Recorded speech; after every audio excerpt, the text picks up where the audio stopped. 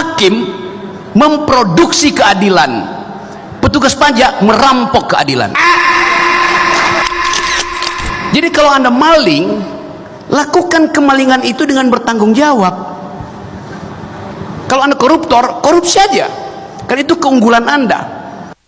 Yes, saya serius terangin itu. Yang tidak mulia kalau seorang koruptor minta hukumannya diringankan, itu tidak mulia. Kalau seorang maling itu minta hukumannya nyogok jaksa, itu tidak mulia. Di dalam pikiran orang Yunani, tidak semua orang adalah orang baik.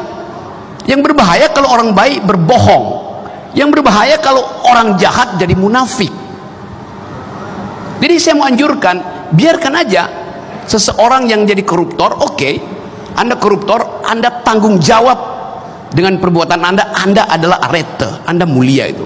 Tapi kalau koruptor minta partainya membela dia, itu artinya koruptor yang buruk, koruptor yang dungu namanya tuh.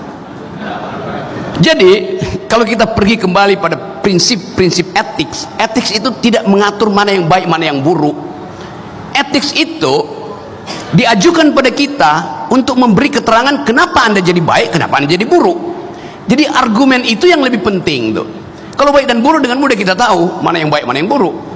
Tetapi moral call itulah yang menguji Anda tuh. Saya menjadi orang jahat, saya pertanggungjawabkan kejahatan saya. Itu namanya kejujuran. Saya mau berbuat baik, saya pertanggungjawabkan kebaikan saya. Itu namanya kejujuran, itu namanya integritas, itu namanya integrer, artinya tegak.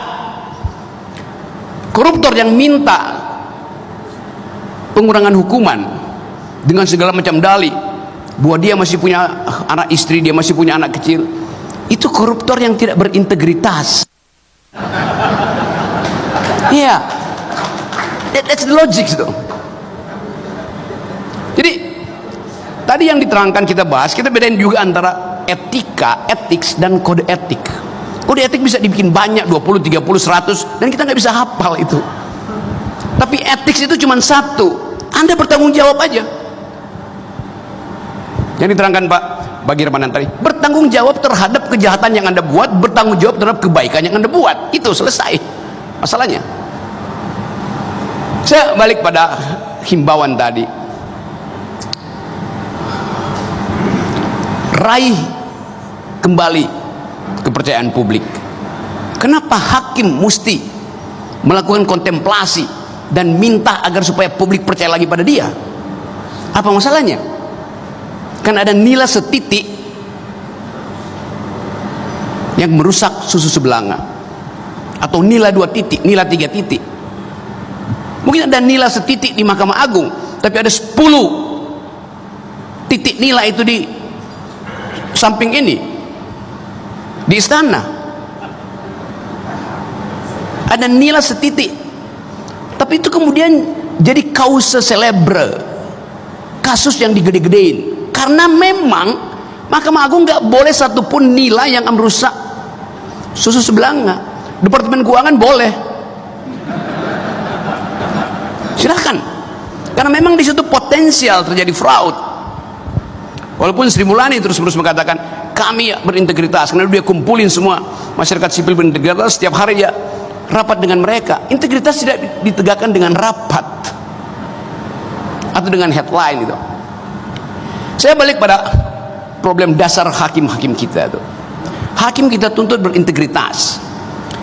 Di dalam psikologi Abraham Maslow, integritas itu adanya di tingkat paling tinggi itu, self esteem, self actualization. Kalau kita baca tentang hierarki kebutuhan, manusia pertama-tama memerlukan basic needs, sandang, papan, pangan. Setelah itu dia butuh security, rasa aman. Setelah itu dia butuh self esteem, rasa dihargai, minta dihargai. Jadi kalau hakim-hakim di daerah basic needs-nya nggak ada, self esteem-nya nggak akan muncul. Itu kondisinya tuh. Hakim di daerah gajinya berapa? 7-10 juta, sampai 27 turunan dia nggak bakal mampu beli velg Rubicon. That's point. Lalu Anda tuntut integritas dari hakim di daerah yang bahkan untuk pergi ke pengadilan, dia mesti nebeng mobilnya si pengacara karena dia nggak punya mobil disediakan negara. Itu kondisi kita. Jadi kalau kita mau rasional, pastikan bahwa basic needs hakim-hakim di daerah itu terpenuhi. Jangan kasih dia rumah, nggak kasih dia sofa. Dia nggak punya lemari. Hari ini dia mau bersidang, bajunya habis dicuri maling. Jadi problem real itu ada. Kita nggak mungkin bicara integritas kalau basic needs-nya nggak ada, tidak disiapkan itu. Infrastruktur ekonomi, karena setiap hakim itu adalah agung, bukan di sini hakim agungnya. Sejak dari hati kecil seseorang ingin jadi hakim, motifnya itu agung, noble, noblesse oblige bahasa Perancisnya itu. Karena dia tahu dia akan punya kewajiban yang maha tinggi, obligasinya akan sangat tinggi kalau dia dianggap sebagai nobility. Jadi waktu seorang anak tingkat 1 mahasiswa bercita-cita jadi hakim, sejak semester 1 dia sudah jadi hakim agung di dalam dirinya. Dan itu yang mesti kita jaga. Kita kasih dia fasilitas supaya dia tidak diganggu oleh bangsat-bangsat di sekitarnya. Persiapkan dengan baik infrastrukturnya itu. Apa yang mesti dilakukan? Kasih kali lipat dari gaji petugas pajak.